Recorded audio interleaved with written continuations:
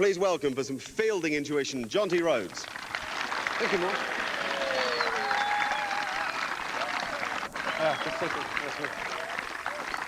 I said, I made a slip of intuition. I meant tuition, but intuition would work. Jonty, I reckon you've got to love fielding to be good at it. I think that is the key, Mark. You know, if you ask the other players in the South African setup if I worked hard, they'd probably say yes. If you had to ask me, I would reckon no, because I really do love what I do, and hopefully it comes across. As you can tell, rather grubby. This is from batting, though, believe it or not. But the part of fielding, for me, the most exciting part is I can be involved every single ball of the game. You know, if you're a bowler, you end up at fine leg, you've bowled your 6 balls and you head off down to the boundary and have a break. For me, I just want to be involved, and there's no better way than to want every ball to come to me in the field. And it doesn't always happen. I don't always take the catches or get the run-outs, but I'm loving every minute of it. I think that really is the key. Teachers at school or coaches in clubs always used to say, you've got to want the ball to come to you. Well, I think if you don't, it more often than not will come to you. You know, if you're trying to hide, it'll find you. You will become a magnet for the ball. So, you know, if you want it to come, people talk about anticipation, and they reckon that my anticipation is not too bad. But because I'm wanting every ball, expecting every ball to come to me, and actually quite disappointed if it doesn't. So, you know, I really want to be involved, and 50 overs can go by very quickly if you running around and just having a great time. All right, well, you're unique in that you're one of the few cricketers that people will pay to go and watch field. And one of the reasons that's always struck me is you have this wonderful aggression to it. Basically, you're an attacking fielder.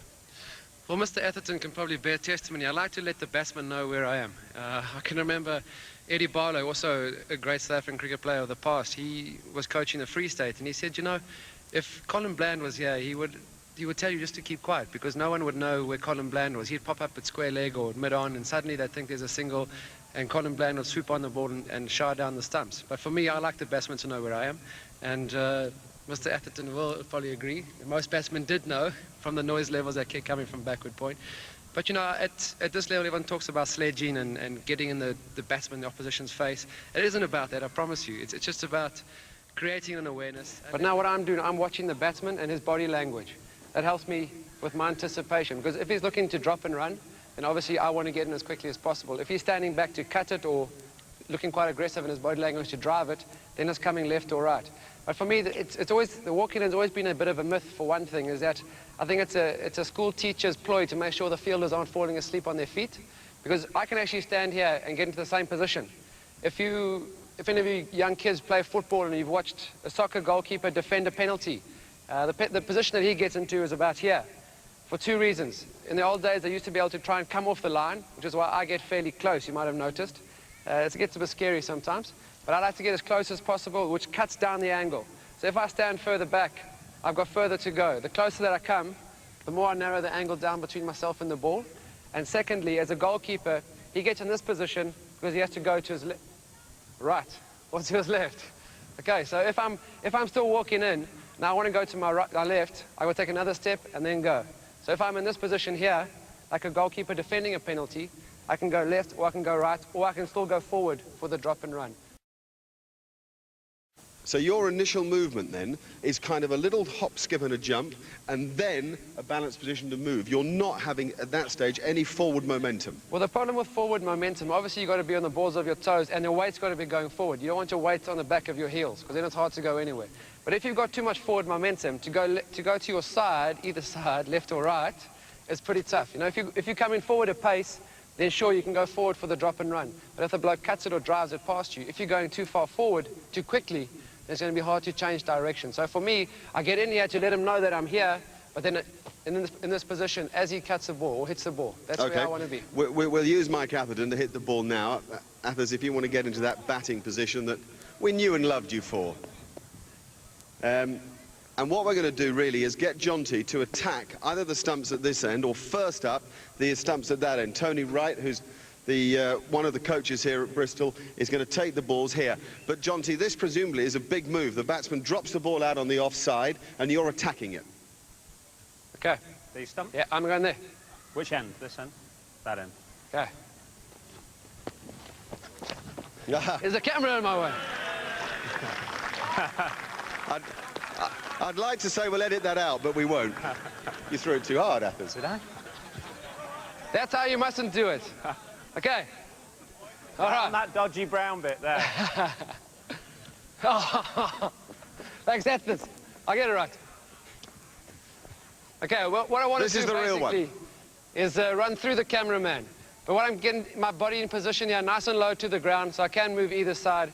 And I think what it did help me playing hockey, I can move in these sort of low down positions with a bent over back, strong legs, and not have to, being a short bloke, I think does help. Because to get from here to here, you might fumble it. Okay, Ethers, let's try again. Okay. We'll just watch one more of those because I've got 2 questions to ask. Okay.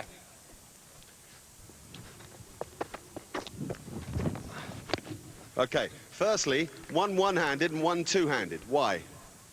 I fumbled the first one, didn't you see me? Get my confidence back.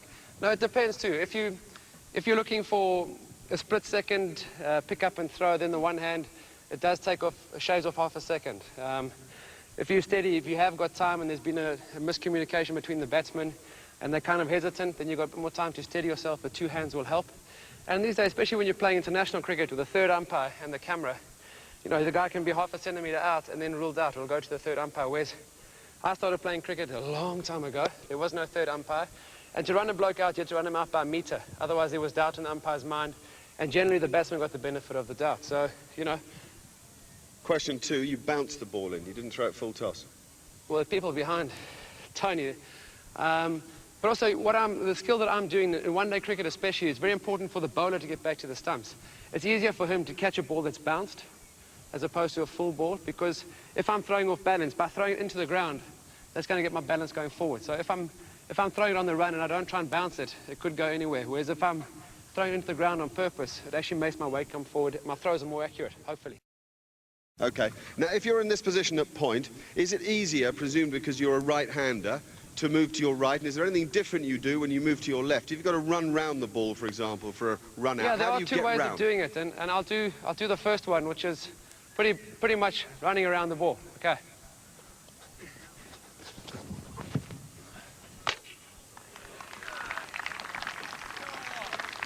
Wasn't supposed to hit, but what the heck. And now the second one is if I'm looking for speed as opposed to accuracy. It might not work again, but again to my left-hand side, Ian Harvey is the perfect fielder, basically. He throws equally with left or right hand, and that's something that I haven't been able to perfect. But there's a little drill that I do that can get me a bit more pace. So if I try that again, Ethers. No! Right. Right. Right. I think I'll stop right there. It's fair to say Lesson that's what over. we were looking for. Lesson Okay, over. so the 2 separate things there. Yeah. How do you teach yourself those? I've no Well, idea. if you're at home now with a kid, this second position is quite an interesting one, presumably because you've spun round against the angle. You've got your back to your target at this point. You've had to spin round. I think if you play football, if you play hockey, it's a bit like having a guy marking you.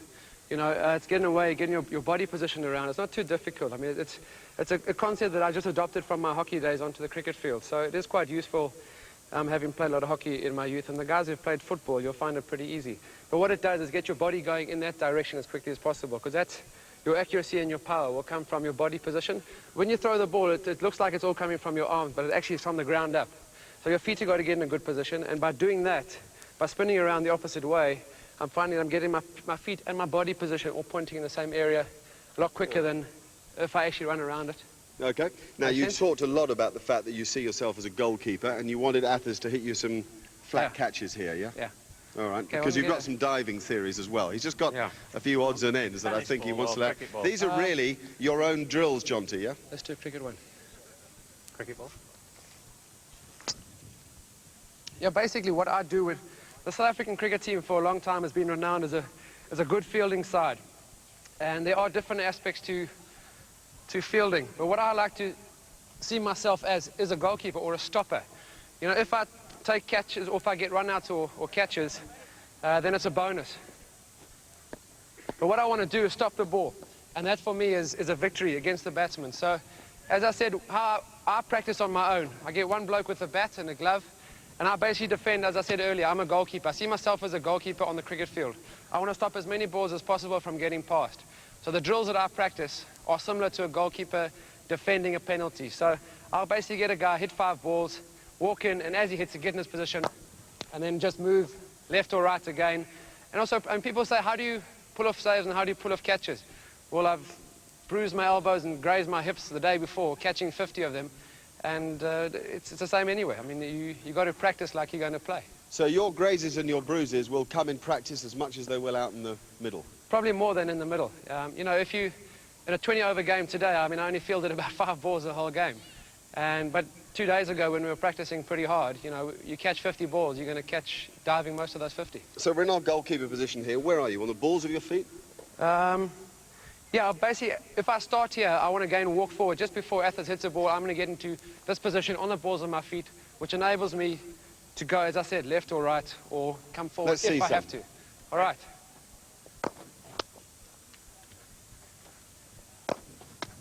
Okay. Gee. That's good, is that? Athens, stop it, man. Okay. Ah, that reminds me.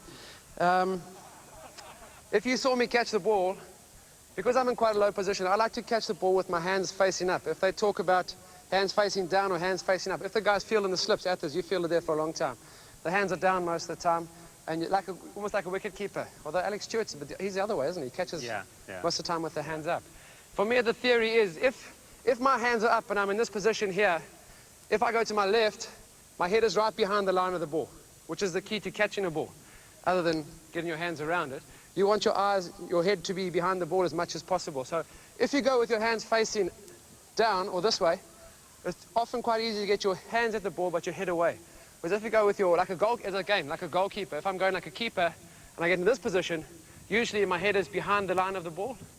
If that makes sense? Yes, as opposed to going with the hands up or the hands this way, but the head quite a long way away. Yeah, that's good. So, I mean, the head plays a huge part in all parts of cricket, all parts of sport. When you dive for the ball, left or right, do you lead the dive with your head? Oh, I don't think so. I think for me, fielding basically comes from the ground up.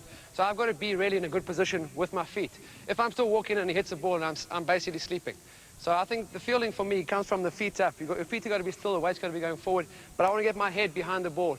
I can remember catching Jack Russell in Durban in a test match where it was just to my right, but I still dived and got behind it. And all my teammates came up and said, well, that's a TV dive. If you'd taken 2 steps, you could have caught her standing up. But I just found that if you stand still and catch it away from you, it's that concept about getting the head behind the line of the ball. So I'll dive for more things than other people, get the head behind the ball. Stretch him a bit, Athens. Oh, brilliant. Stunning.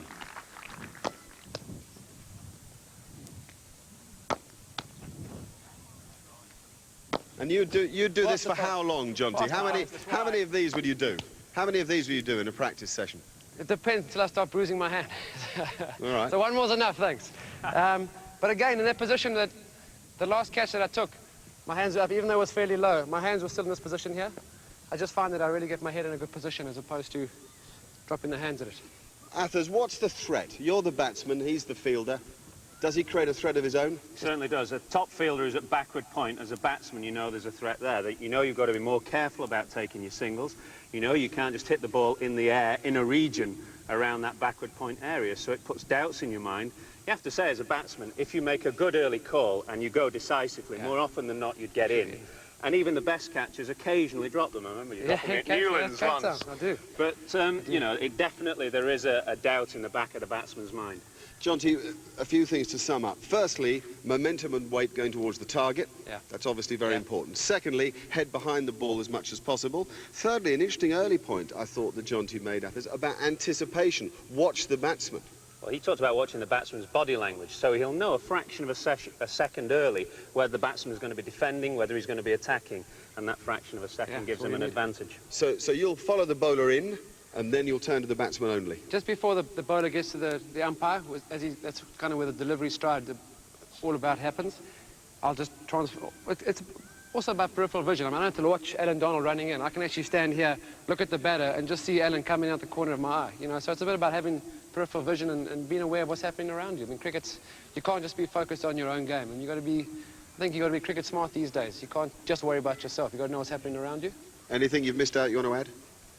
My hands are sore. Ladies and gentlemen, Jonty Rhodes.